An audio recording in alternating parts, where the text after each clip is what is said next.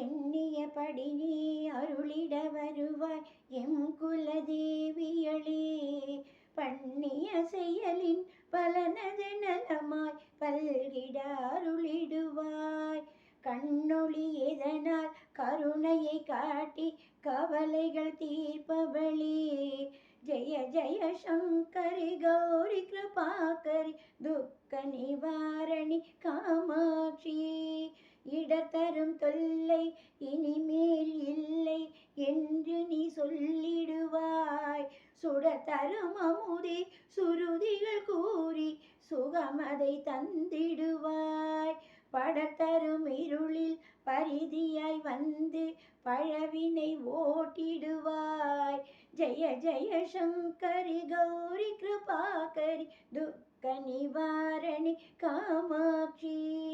Jaya Jaya Sankari